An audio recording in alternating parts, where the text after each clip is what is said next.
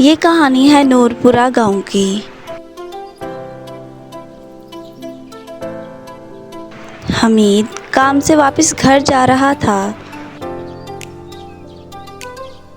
घर में मरियम बेसब्री से हमीद का इंतज़ार कर रही थी और कह रही थी, ये आज भाई कहाँ रह गए, अभी तक नहीं आए। कि तभी हमीद घर आ गया। मरियम कहने लगी, भाई आपने कहा था कि जब काम से वापस आऊँगा तो मुझे कहानी सुनाएंगे। मैं सुबह से आपका इंतज़ार कर रही हूँ। हमीद बोला, अभी सुना देता हूँ कहानी। मरियम बोली, ठीक है भाई, जल्दी करें। हमीद बोला, एक दफ़ा का जिक्र है, एक कछुए और बिच्छू में दोस्ती थी। एक दिन कछुआ बिच्छू से कहने लगा, मुझे नदी के पार जाना है, तुम यहाँ ज़रा ठहरो, मैं अभी वापस आता हूँ। बिच्छू ने कहा, मैं अकेला यहाँ क्या करूँगा, चलो मैं भी तुम्हारे साथ चलता हूँ। कछुआ बोला, तुम मेरी पीठ पर बैठ जाओ। बिच्छू कछुए की पीठ पर बैठ गया।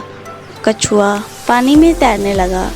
अभी थोड़ी ही दूर गए थे कि बिच्छू ने कछुए की पीठ पर डंक मारना शुरू कर दिया। कछुए ने पूछा, ये खटखट की आवाज़ कैसी है?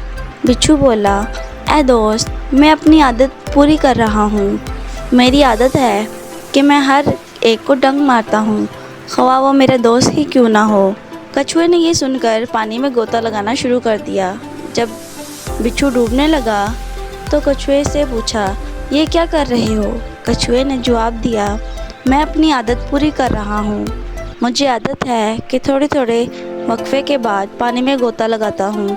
ये कहकर कछुए ने पानी में गोता लगाया और बिच्छू पानी की रो में बहकर गर्क हो गया। नतीजा, जैसा करोगे वैसा भरोगे।